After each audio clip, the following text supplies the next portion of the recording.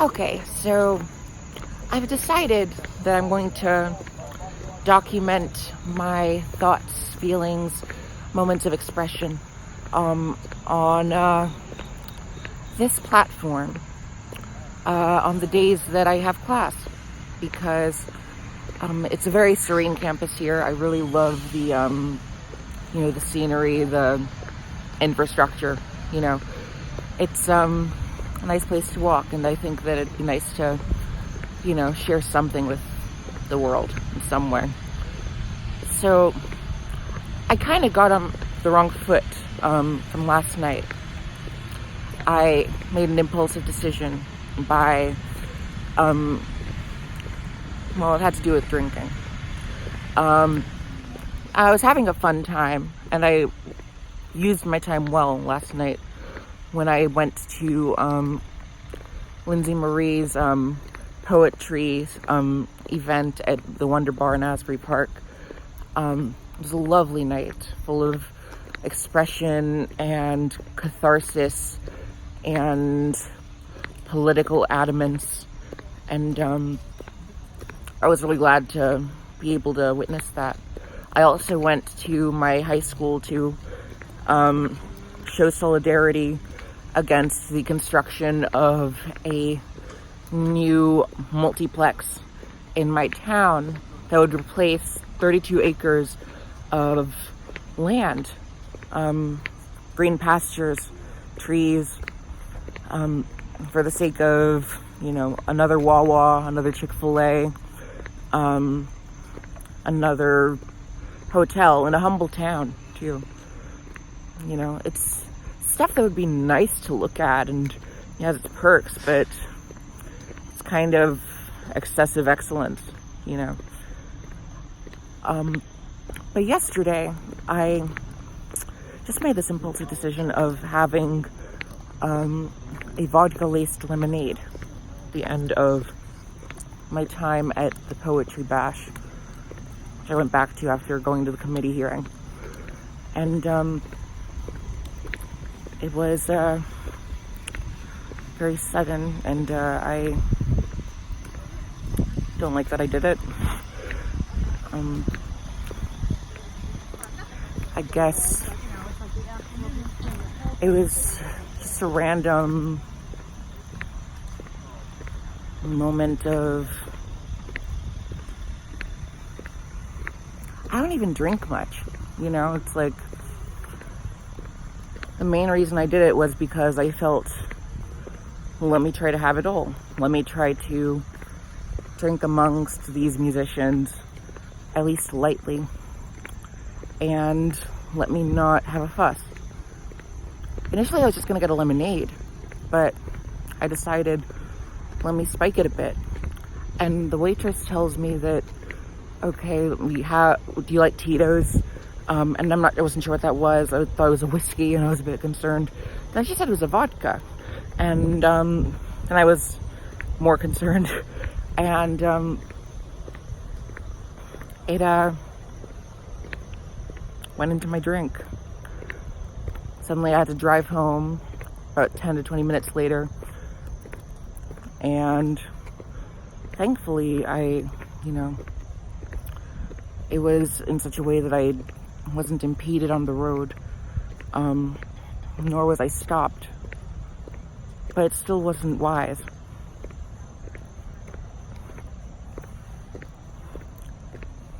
It was an impulsive decision.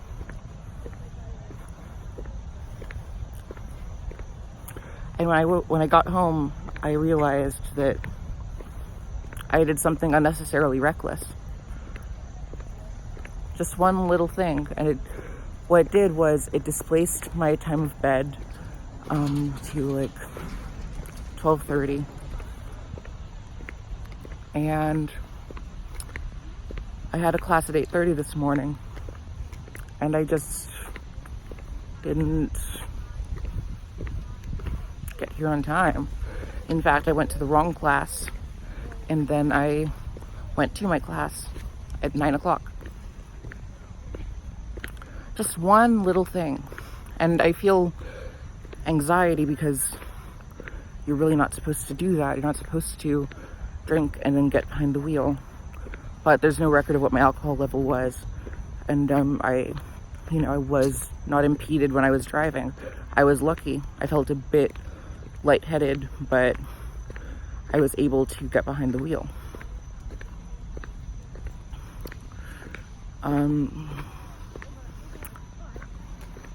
In the end, I just was left with this sense that I had very loose sense of what my priorities in life are.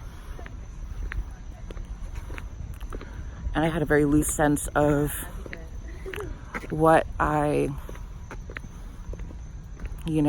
what moves me to do the actions that I do. Was it all out of whim and spontaneity? Is it out of whim and spontaneity? Is there a sort of guide that I follow? And I feel like if you're going to be successful, if you're going to be directional, if you're going to be directorial, if you're going to have some sort of circle of people around you that carries a sense of mutualism, where they can depend on you and you can depend on them, you have to have a sort of guidance within you to, not be so spontaneous in a way that contradicts what you even set out to do. I didn't set out to drink spiked lemonade. I set out to drink lemonade. In fact, what I set out to do was to just go home quickly. And then I saw everyone drinking, and I was like, okay, I'm not going to drink, obviously. I'm not going to drink alcohol, but let me just get a lemonade. And then suddenly I was drinking vodka-laced lemonade. Why? Because it was something spontaneous. That's not something I condone. I spent a good probably 15 to 20 minutes after drinking it, but still I could feel, the aftertaste on my tongue. That stuff is hard to get rid of, on your palate. It stays for a while. It stays in your breath for a while. And I felt a slight loss of balance. I'm lucky that I was able to see perceptively whether or not I was fit to go behind the wheel at 11:20 p.m. when I knew I had class tomorrow. It was so impulsive, and I'm discussing something that is incriminating.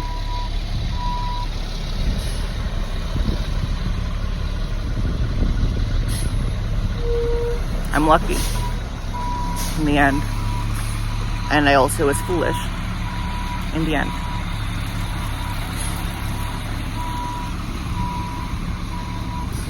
This is why I'm taking it's reasons like this why I'm taking a defensive driving course, to make sure that I can be responsible behind the wheel, because I've gotten in my share of accidents before too.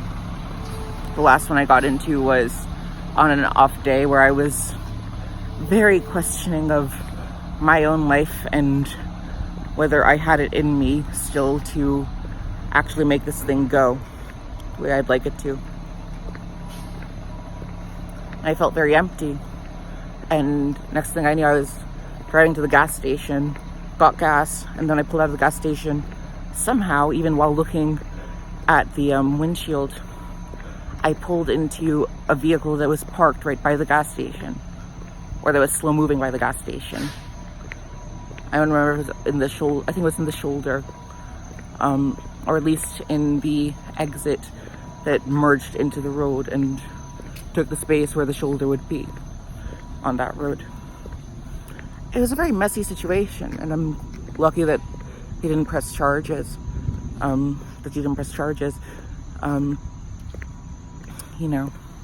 But that can't happen all the time. That can't happen, there's a sense of moral luck in my life, I suppose, that when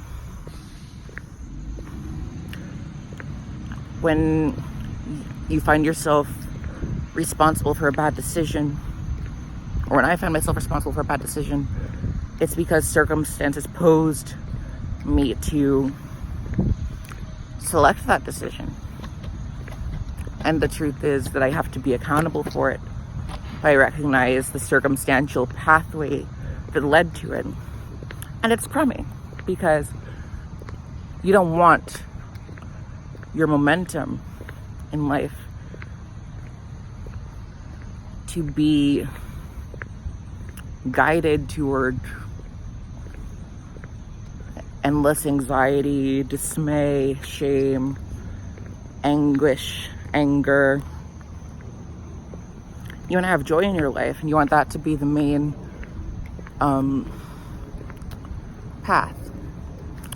Because of last night, and because I woke up at the time I did, I woke up pretty early, but I also was fairly restless, in part because of that girl that I messed up things with. Because I realized just how beautiful she was. You win. Even though you didn't initially, because you were talking about your butt before I was even that interested.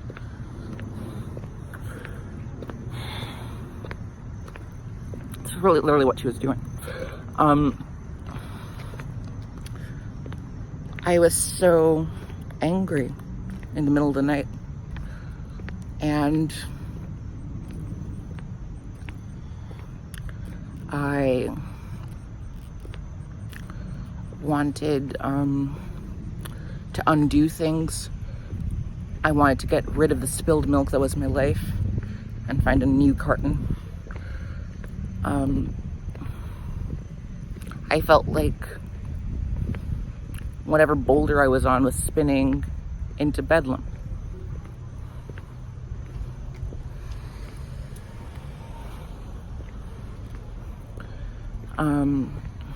It's hard to feel these things at 22. It's one thing to feel them at 16, but at 22, it's like, this is your permanent record. It's newly written, and there's going to be plenty more that you can write on it, but by God, it's like first impressions, opening statements, you know. What will fate you? You know, soon enough I'll be fully harvested, and I want to be a fruit that people can select. I like your outfit. Thank you, thank you.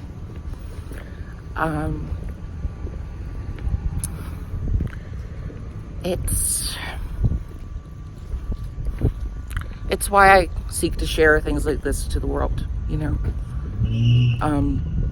Because I feel like fearless sharing is a power. It's a superpower, you know. It would be common to say now, because we all think we're superheroes at this point, or we all must think that, at least, to get by. It's an interesting time we live in. Very urgent. Urgency is the code of now, honestly. Everything is urgency. It was evident at that poetry thing. I wonder what poetry was like in the 90s when you didn't have problems. You just had to, like, anyway. I missed out on that. Yeah. I was born in the 90s. I was born in 90-something, you know.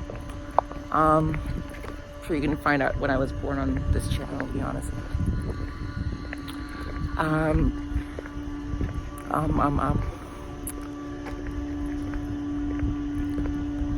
You know, sometimes I act like I miss the days of being able to just frolic in the pastures and, you know, not have to, you know, work so you can pay rent someday, you know. Days of just dependency, when you weren't called out for it, and when you weren't ashamed about it, and when no one shamed you for it, and no one debited you for it. you know. Sometimes I act like I miss those days. But ultimately, it's a lot nicer to know that you can harvest your innocence on your own. That's like a phoenix story. I sang about it in, you know, the song my song Have It Said, which goes like this. Have I lost my innocence yet? Maybe it's time to forget. Maybe it's time again to forget that I have.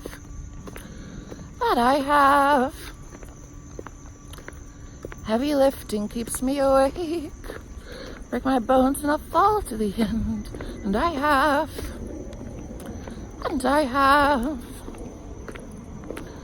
Once a child and then no one knows it. Each new year we await to return. This time we'll learn. I'm only a novice to this one. Forgive me if I panic too late to return. But I have. And I have. I still have. It's a short one. Goes like that. I'll put the lyrics in the description because I forgot some of them. I haven't practiced that one in a while, actually. You know, I got lucky. Moral luck. If I didn't remember, I didn't have the tools to remember most of the song, I would blame myself for it because I would be the one to blame for it. You know? But I suppose that the blame could be placed on me having not prepared enough. But, you know, I was confident enough to bolster my memory.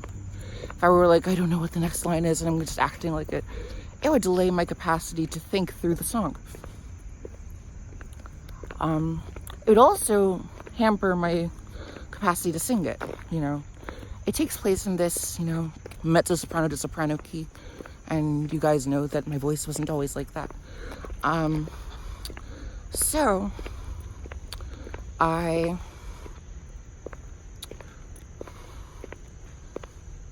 just glad that I knew it. And I'm glad that, you know, in adulthood, you have a chance to reharvest your innocence. That is the goal of adulthood. To claim the idea that you are worth what society gives you. That you are worth being lent a place in this world. That you are worth the energy that has been invested in you thus far.